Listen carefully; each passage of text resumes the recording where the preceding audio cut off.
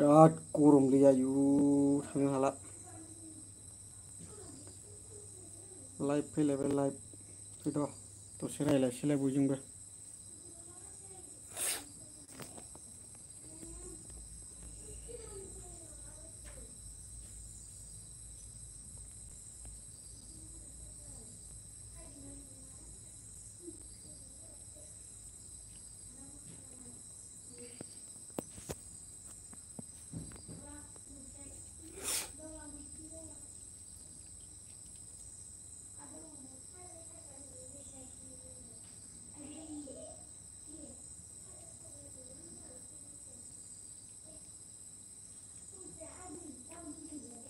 गरमानो थानो हाला आयु आयु आयु आयु थोस। बाहेरायाव दसे जिरायदोंमोन आं नै गिलुबाल' गोलोमबायसो फांखाबो गैया फांखा न' सिङावसो थाजोब्बाय।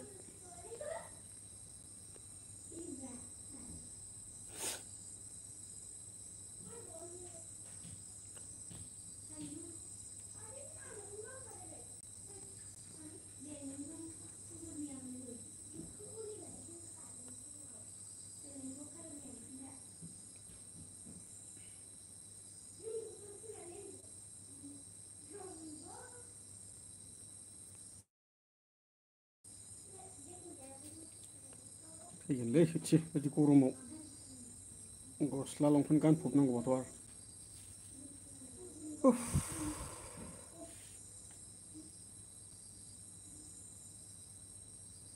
गोलोमदैयानो बोहैजोबखाबाय नै खाफालाव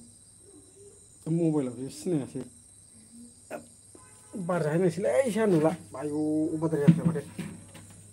आयु आयु आयु आयु उफाय गैला लाइट खोमोरबाय माथो दसे बार जानोसै एसे दंबावो खाथियाव एसे दं खाथियाव हालालै गरमा आयु आयु आयु आयु लाइट खोमोरबाय लाइट ओइ टर्स लाइटजों होनोसै एबाराव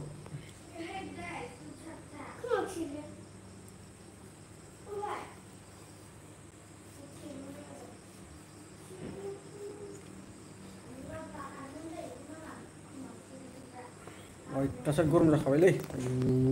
थानो हाला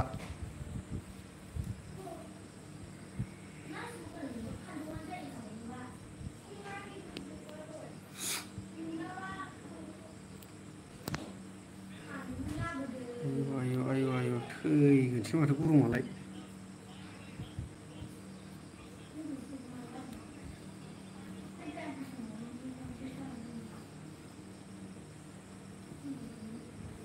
खोमसि जाबायलै ना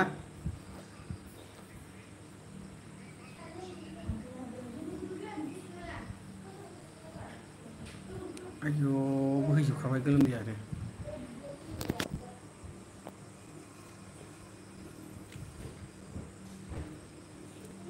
ओरै टर्स लाइट होबासो आराम नुयो माथो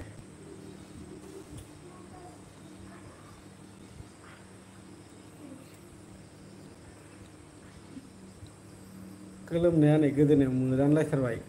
बाब बाब बाब थैगोनलै सयथि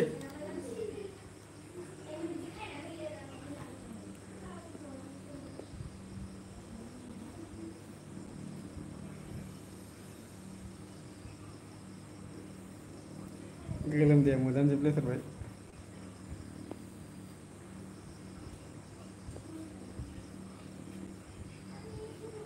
दाउ सासेबो फैयालै लोगोफोर रावबो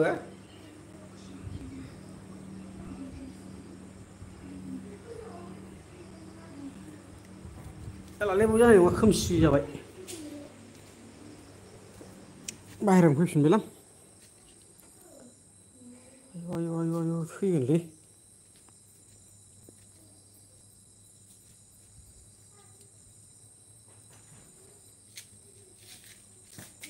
बाहेरायाव एसे गुसु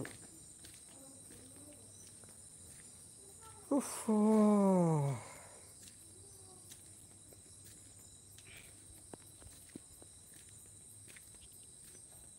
बाहेरा थारावसो एसे गुसु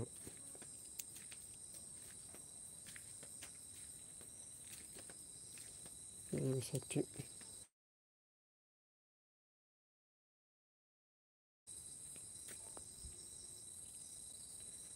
थिं बार दं एसे बार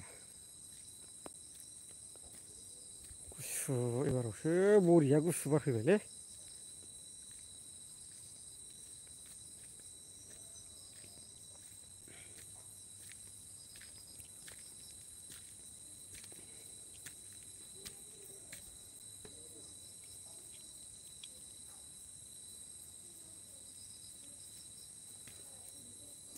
आयु आयु आयु गरमा थैखागोनसोलै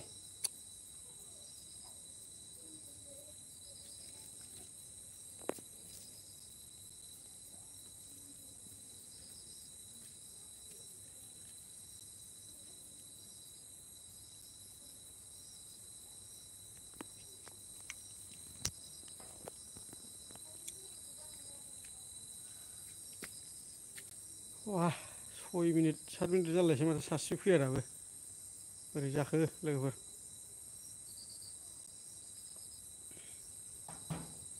गरमनि थाखायनो ओरैबा थाबायबाय आङो बाब दासो एसे नै बाहेरा थारावसो बारा गुसु मोनफैबाय चारिय'फाले हाग्राजोबलै आंना खिन्थु ओरै नै बिथिं हाग्रा बारिसो नै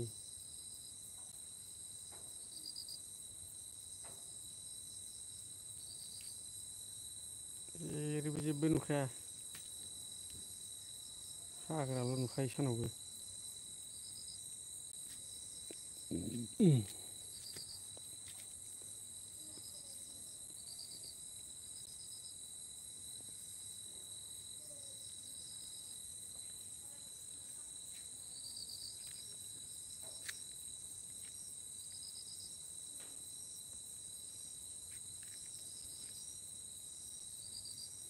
बार एसे फैहांबायलै बाब बाब बोहैजोबखाबाय गासिबो नै ओरै गोदोनाया बोहैजोब्बाय गोलोमनाया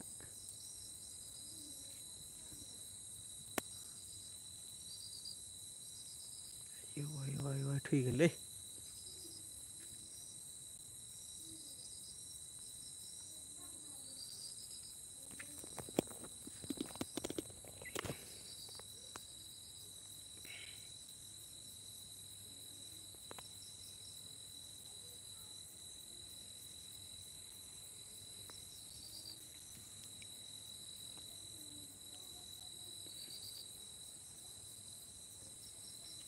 ओरैबादि बार फैनांगौमोन बारानो गैया दा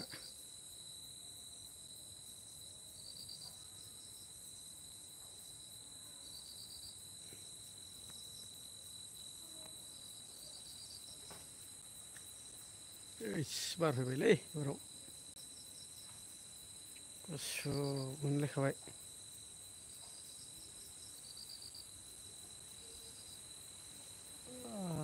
बिदिसो फैनांगौलै बारा सयथि बरिया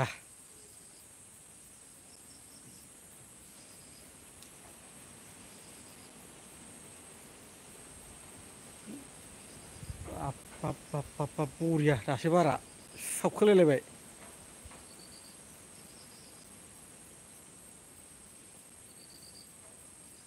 दहम मोनसे थांबाय फिसा बारनानै बारा हा हा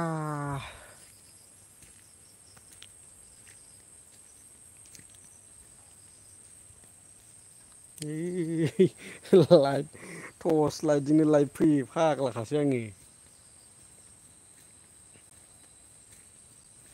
मोद्ला मोसिखासै देनजारखासो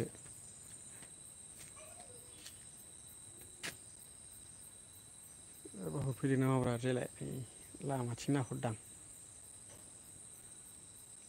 ओरै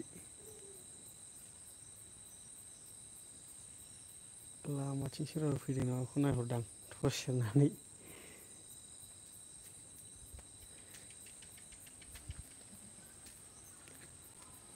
दासो एसे बार फैबायलै सयथि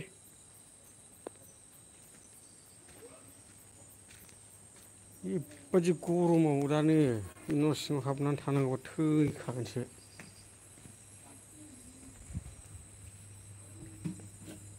फांखाखौ मानो खमायलायखो नोंसोरलाय अं अं होनथारबाय फांखाखौ मानो खमायखो माथो अं अं होनथारदों असिनो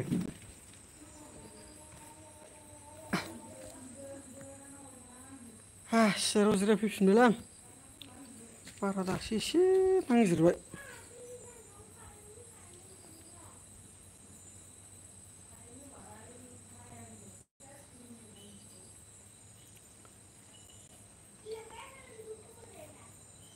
बाहेरानिखौ खोमोरथ'नाङा बे नोंसिनिखौल' खोमोरनानै उन्दुग्रोदो नोंसोर उन्दुनो ओंखारबायबा बाहेरायाव नै बार गुसु जादों बिराद गुसु बार फैबाय सारिय'फाले बे बार गुसुखौ गारनानै न' सिङाव हाबनो फांखा जानो आङो गोलोमहाबजोब्बाय नै दासो थान्दा मोनबाय ओरैनोबा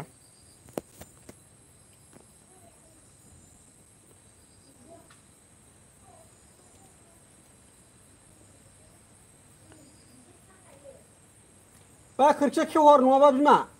बिराद बार गुसु गुसु फैदों नै साहाथिंनिफ्राय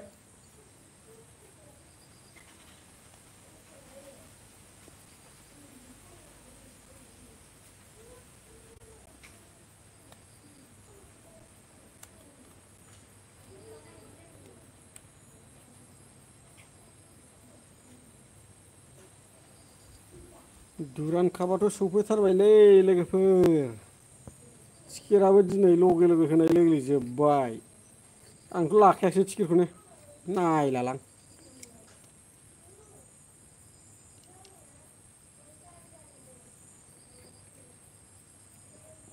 टाइमबो मिलिखानाय नङा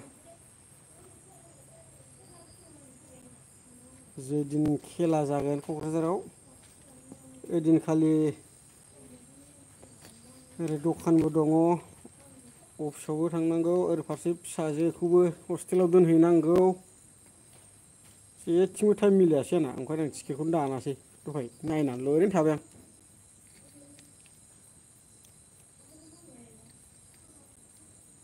देग्लाय नायथ'लां बे अपेनिंआव उनाव नायबा नायसै टाइम मिलायबा बन्द' टाइमफ्राव मिलायबा नायसै नङाबा आरो नायला थांनाय बोसोरावबो आं खेबथाम ना बेसेबांबा नायदोंमोन नायनाया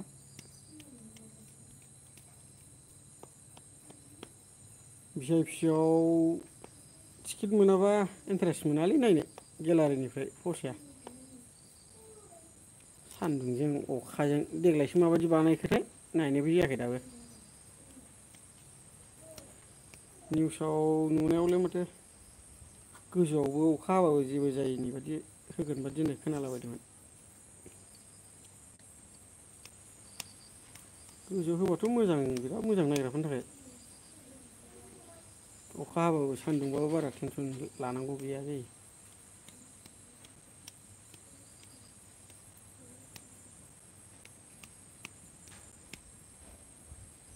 बाब बरिया फैबायलै बारा हले एसि बादि फैखाबाय एबाराव सालबारिनिफ्राय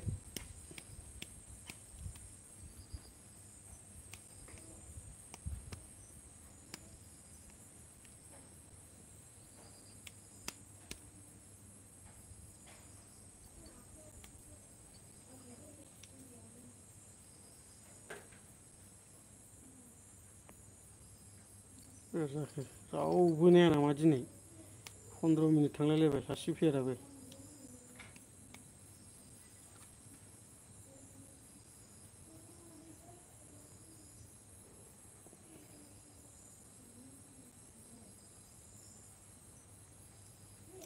इउटुब नायग्राफ्रा गैखालालै बिराद खम जाबाय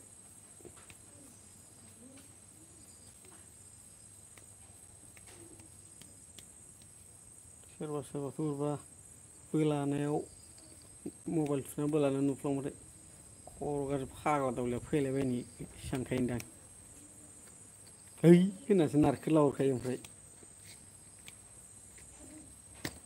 गुदि गैया गिजौ गैया रायलायला फैग्राखौलाय होननानै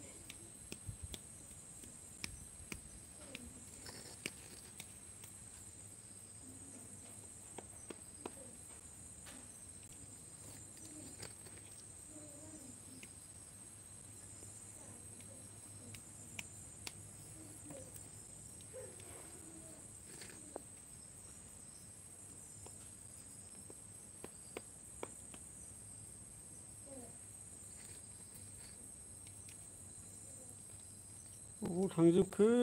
पार्टनारफोर 2000 गोजोन साबसक्राइबारफोरा बोरै अबाव खालामजोबखो माथो सासेबो फैया बोरै जाखो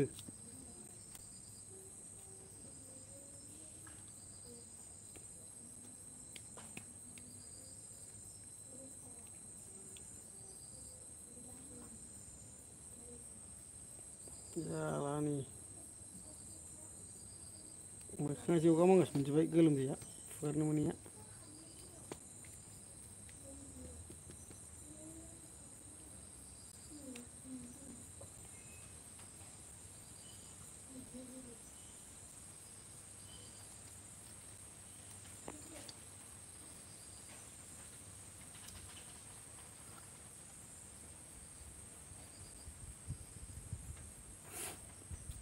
बेबायदिसो फैबाय थानांगौलै बारा दिनै बाहेरायावनो उन्दुनांसिगोनलै बिमा बारा नै गिलु बालु गुसु बाहेरायावनो पार्टि बनानै उन्दुनोसै जाजायो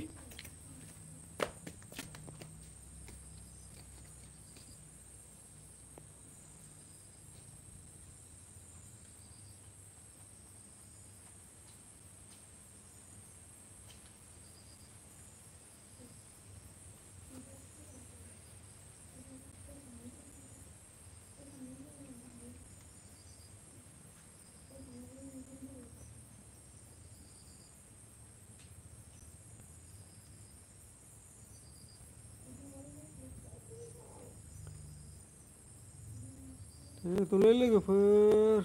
फैद' 2000 गोजोन लोगो साबसक्राइबारफोर थानाय सासे फैयाबालाय बोरै जानांगौलै मा एम्फौ मानलाखोब्रा बेलाय मोस्रोम ओइद साला मोस्रोम माथो बिदिनो फैबाय था बार हरसेबावनो थागोन आं बिदि बार बारबाय थाबा लागाव सारियफाले बार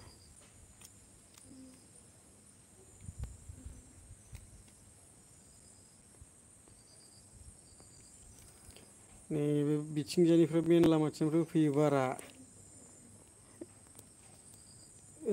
बिथिंनिफ्रायबो फैयो आरो गिदिंनानै आरो नै ओरैबो फैयो बारा बिथिंनिफ्रायबो सारिय'फाले बार फैयो बार बारबाथाय बारबाय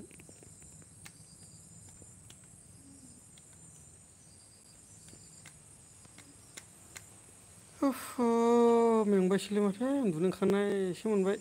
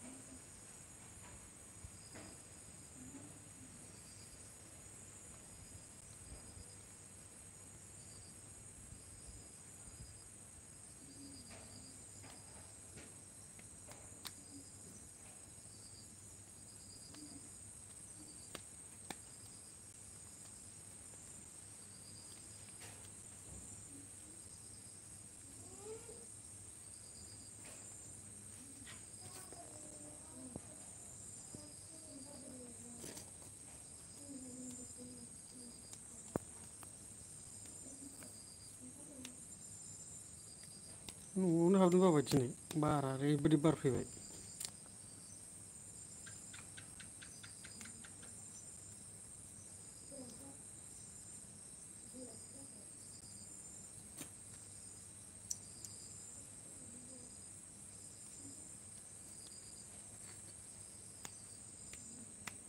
रावबो कमेन्ट हरा दिनै बोरै जाखो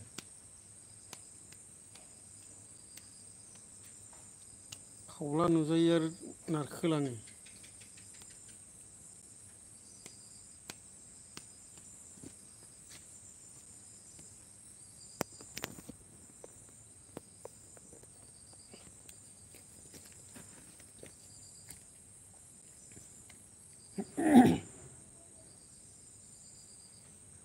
सासे खावब्ला नुजालायबाय नारखोथारसैलाय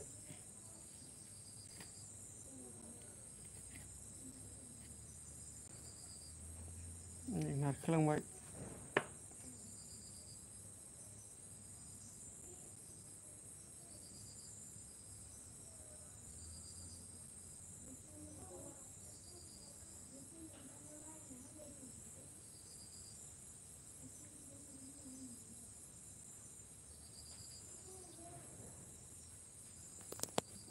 लामाथिं सोरबा फैगौलै सोरबा थाबायबोगौ राव होनानै नाहरनां सोर फैदों सासे बुरि दंलै एसे खर' गाज्रि बादि जानाय न'आवबो सावदला फैनो नागिरो दाख्लैबो सानाव न' सावफैदोंमोन नेनां र' नाहरनां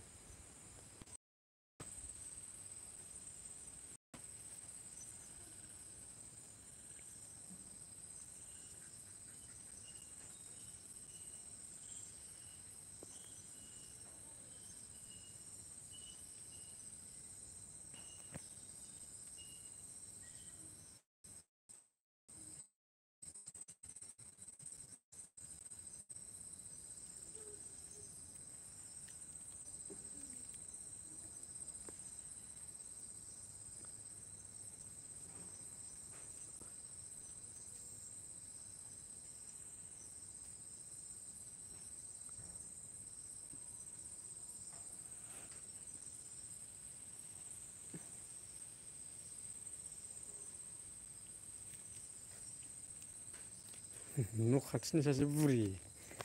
सानावनो न' सावनो सलाय सुखांफैबाय थादों दाखालि रावबो गैयि समाव बोरैबा नुसननाय एसे मानसि फैनानै खर' गाज्रि होननांगौ ना गोसो जानानै जानाय होननांगौ ना लोंनानै जानाय होननांगौथाय हमनोनो हाया आरोना सानला सानला बखिलाबायो ओमफ्राय गावखौ बुथारनो नागिरदों मादोंल' होनलाबायखायो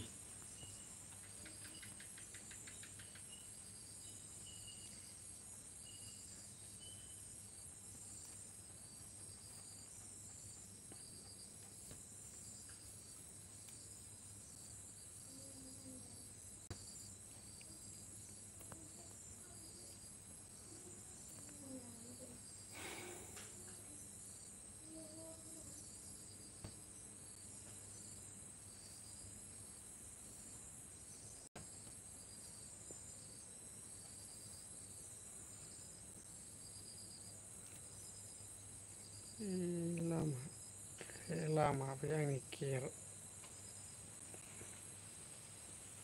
नोंथांमोन नाहरनो हागोन नै गेटआ आंना बे थ' सेरनाया गेट आरोना आंनि न'आव हाबग्रा लामा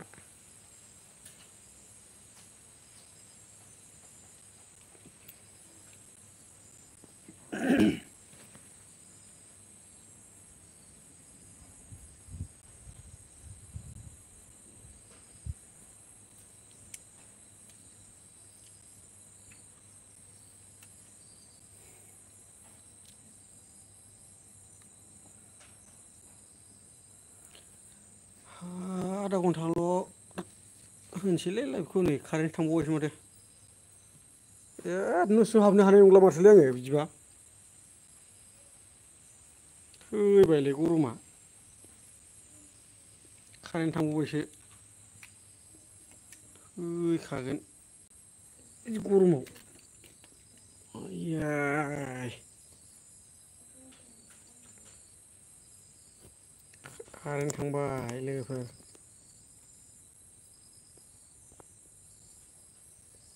चब्बिस मिनिट मथा मथि 6 मिनिट थाबावसै 6 मिनिट थाबा आधा घन्टा जासिगोन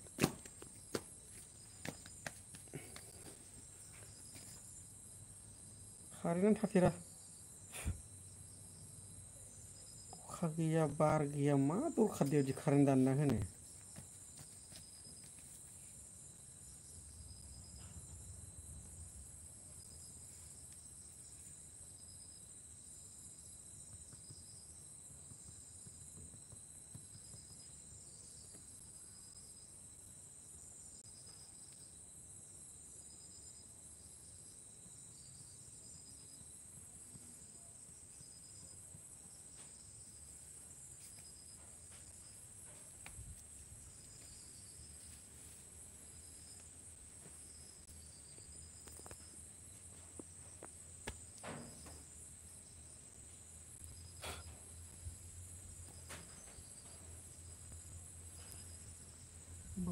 गुसु गुसु फैगासिनो न'आव हाबनो बाथावथाव जाबाय।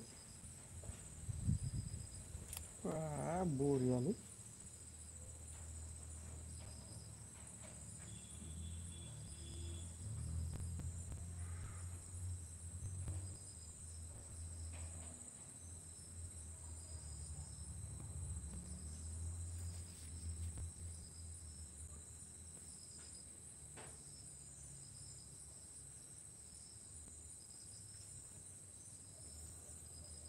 जा बुजिबाय आङो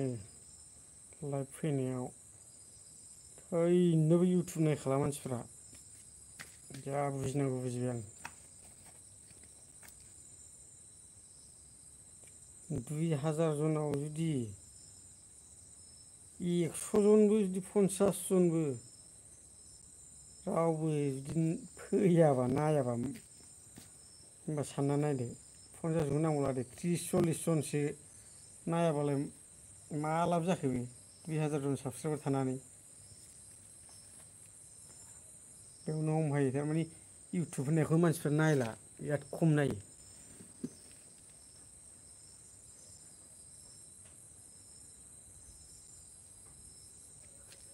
सबसे हाइस्टआ फेसबुक पेजआव नांथाबना थायो मानसिफ्रा जानायबो जायोबो रिल फट' बे कन्टिनिउ सान हर थागोन आरो दा। फेसबुक पेज खुलिनाय लोगो लोगो नै दाबादि टाइमबाथाय कन्टिनिउ बयखौबो लाइभल' नुसै।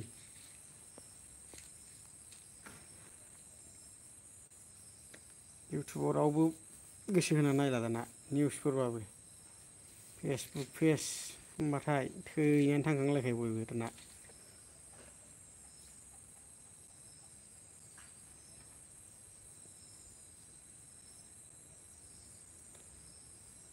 गैला 2 मिनिटल' थानोसै आंबो 2 मिनिटनि उनाव स्टप। नेट पेकआ ओरैनो थानाय जायो नालाय ओंखायनो लस जागोन होननानै लाइभआव फैनाय जादों आं।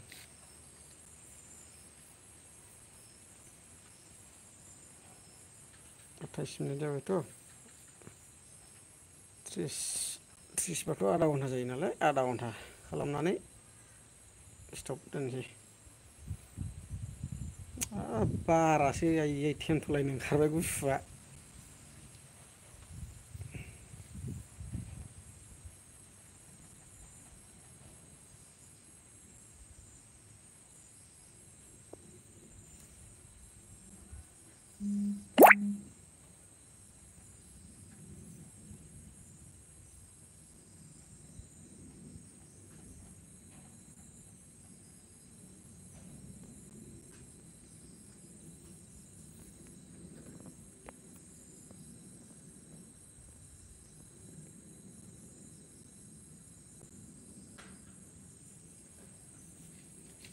एक मिनिटल'सै लोगोफोर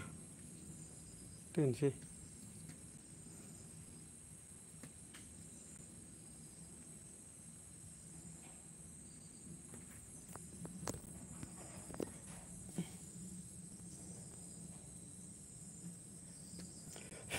एम्फौसो फैजोब्बाय टर्च लाइटजों मबाइल लाइटजों।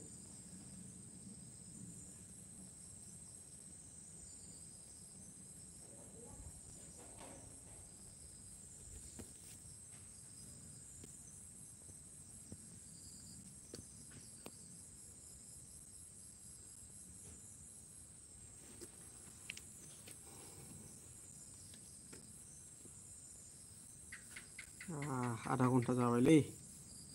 आधा घन्टा 7 सेकेन्ड थांबाय नै 8 सेकेन्ड दोननोसै आं। नायनायाथ' रावबो नायखाया जाहैबाय। दोनबाय दे बाय गुड नाइट।